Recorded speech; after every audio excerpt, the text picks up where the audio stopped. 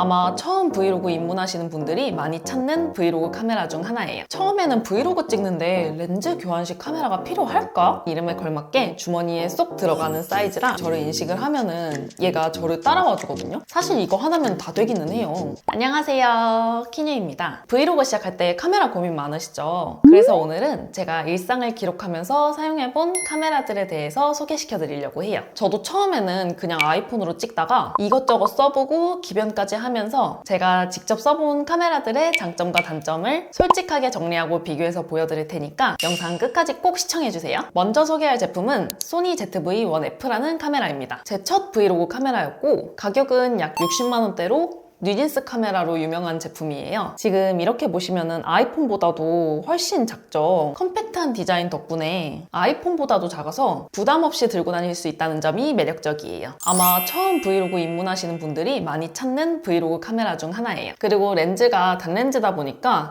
촬영할 때 앞으로 튀어나오지 않아서 나 지금 카메라 들고 찍어요? 이런 부담감이 덜한 것도 장점이에요. 하지만 제가 이 카메라를 써오면서 느낀 단점들도 좀 있었는데요. 얘가 아무래도 렌즈가 고정돼 있는 카메라다 보니까 화각이랑 조리개 뭐 이런 것들이 다 고정이 되어 있거든요. 영상 확대할 때마다 화질이 떨어져서 결국 아이폰으로 촬영하는 경우가 많았어요. 이는 단렌즈의 한계라고 볼 수 있죠. 그리고 이 소니 ZV-1F 같은 경우에는 손떨방 기능이 탑재되어 있지 않아요. 그래서 손떨방 기능을 켜고 돌아다니지 않으면 쓰기가 조금 어렵고 손떨방 기능을 켜게 된다면 크롭이 돼서 저 같은 경우에는 고정된 장소에서 촬영할 때 보통 손이 많이 가더라고요. 그래서 초반에는 소니 ZV-1F를 사용을 하다가 조금 더 다양한 촬영 옵션과 영상 퀄리티를 원하다 보니 욕심이 생겨서 저는 기변을 하게 됐지만 처음 브이로그를 가볍게 시작하고 싶으신 분들한테는 아주 좋은 선택지가 될 수 있어요. 다음은 지금 촬영하고 있는 소니 ZV-E10 Mark2라는 카메라입니다. 가격은 약 134만 원대로 렌즈 교환식 크롭 바디예요. 처음에는 브이로그 찍는데 렌즈 교환식 카메라가 필요할까? 라는 생각이 들었거든요. 근데 막상 써보니까 사진이랑 영상 퀄리티가 너무 좋아서 아주 만족스럽게 느끼면서 사용하고 있는 카메라 중 하나입니다. 이 카메라의 장점부터 말씀드리면 일단 화질이 너무 좋아요. 이 1인치 센서에서 크롭 바디로 넘어가다 보니까 확실히 화질이 좋아졌다는 점을 느끼고요. 영상뿐만 아니라 사진 퀄리티도 확 올라가더라고요. 그리고 조작 같은 경우에도 이 소니 ZV-1F랑 크게 벗어나지 않아서 초보자들도 어렵지 않게 쓸 수 있어요. 그리고 2600만 화소의 4K 60프레임, 422 10비트 촬영 옵션이 있어서 취미로 시작하시는 분들도 점차 카메라에 관심이 생기고 나 브이로그 열심히 찍어볼래 하시는 분들은 나중에 더 고퀄리티로 활용할 수 있는 여지가 더 많아요. 다만 제가 사용하면서 느낀 단점들도 몇 가지 존재했는데요. 소니 ZV-E10 Mark2 같은 경우에는 최신 카메라임에도 불구하고 이 소니 ZV-1F랑 마찬가지로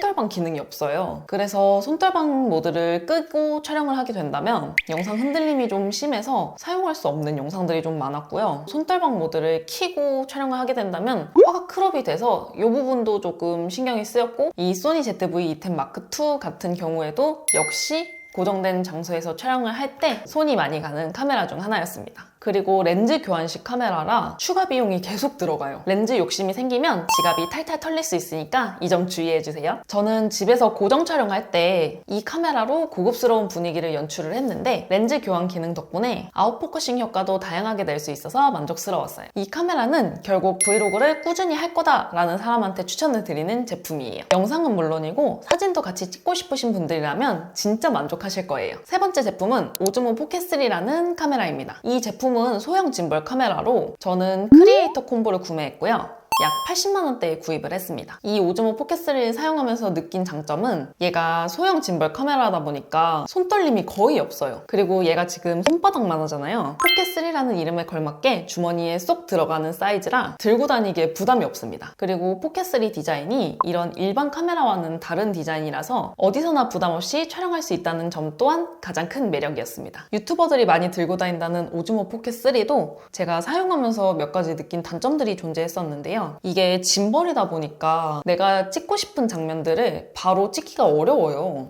약간 좀 느리게 따라오는 느낌? 그리고 이 헤드 부분이 내구성이 좀 약해서 어디에 막 던지고 보관하시면 큰일 납니다. 그래서 저 같은 경우에는 이 헤드 부분을 보호할 수 있는 케이스를 같이 구매해서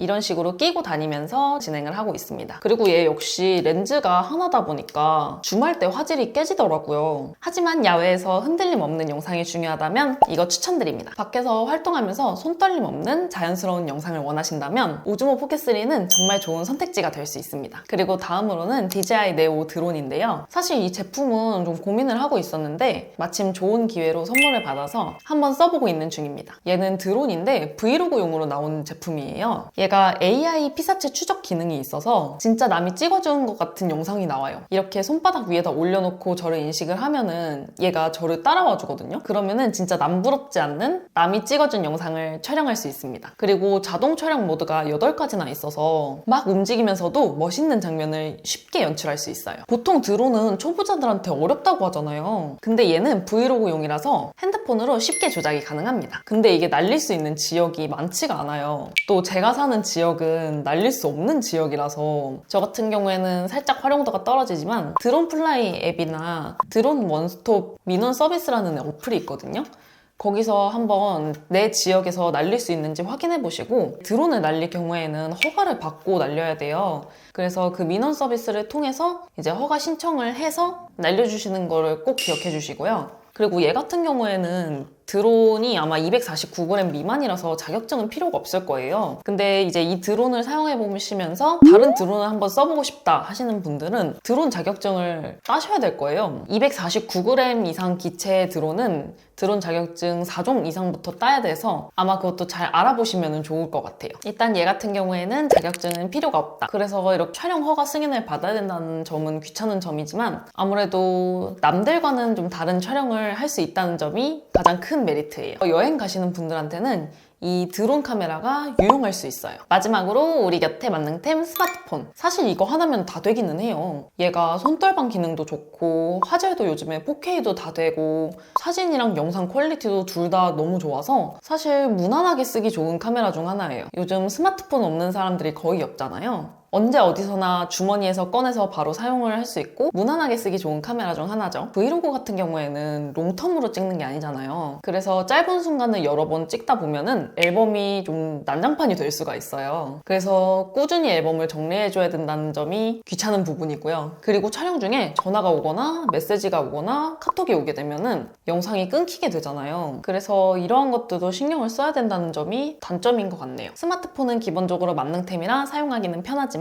전문적인 영상 촬영에는 한계가 있다는 점 참고해주세요. 그래서 보조 카메라나 빠른 순간 포착이 필요할 때는 이 스마트폰으로 활용하는 방식으로 조합해서 저는 사용을 하고 있습니다. 이제 제가 소니 ZV-1F에서 소니 ZV-E10 마크2로 기변하게 된 이유를 말씀드릴게요. 여러 이유가 있었는데요. 제 결혼식 날 친구가 소니 α7C2로 사진 촬영을 해줬거든요. 근데 그 사진을 봤는데 너무 예쁜 거예요. 그래서 나도 카메라를 좀 업그레이드 하면은 저런 사진을 가질 수 있을까? 라는 생각이 들어서 사진에 욕심이 좀 생기게 됐고 그래서 그 친구가 사용하고 있는 α7C2 가격대를 찾아봤는데 200만 원인 거예요. 그래서 200만 원대는 좀 부담스러워서 100만 원대 렌즈 교환식 카메라를 찾다가 최근에 나온 소니 ZV-E10 마크2를 구매하게 되었습니다. ZV-E10 마크2가 가장 괜찮아 보였어요. 그리고 집에서 고정 촬영을 할 때 소니 ZV-1F의 단렌즈 특성상 아웃포커싱 효과를 내기가 좀 어려웠거든요. ZV-E10 마크2 같은 경우에는 렌즈 교환을 통해 조리개 값을 자유롭게 변경을 할 수가 있어서 고급스러운 영상 제작이 가능했다는 점도 마음에 들었어요. 그리고 이제 사진에 욕심이 생기다 보니까 영상을 6대4 정도 비율로 이제 카메라를 사용을 하고 싶었거든요. 근데 이제 소니 ZV-E10 마크2 같은 경우에 그 조건에 딱 맞는 카메라 중 하나였습니다. 그리고 ZV-1F 같은 경우에는 줌할 때 화질 저하 문제가 있었다고 했었잖아요. 근데 이제 ZV-E10 마크2 같은 경우에는 렌즈를 교환을 할 수 있으니까 이 문제를 극복할 수 있었어요. 마지막으로 초점 설정 문제가 있었던 ZV-1F와는 달리 ZV-E10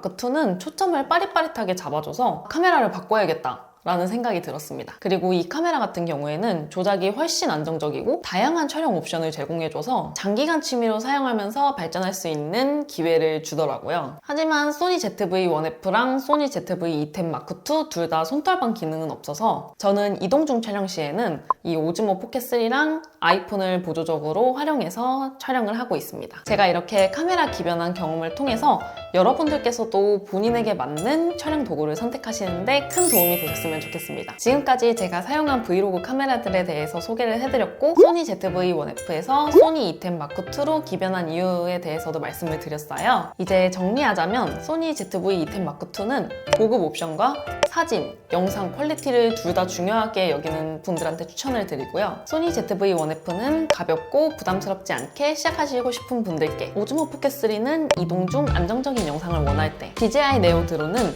남들과는 다른 고퀄리티 장면을 연출하고 싶을 때, 아이폰은 언제나 함께하는 만능템으로 활용할 수 있다는 점 말씀드리고 싶어요. 여러분들은 어떤 카메라가 가장 끌리나요? 혹은 이미 사용 중인 제품이 있다면 아래 댓글로 여러분들의 경험을 공유해주세요. 영상이 도움이 되셨다면 좋아요와 구독, 알림 설정까지 꼭 부탁드릴게요. 앞으로 더욱 유익한 영상으로 찾아뵙도록 하겠습니다. 감사합니다. 안녕.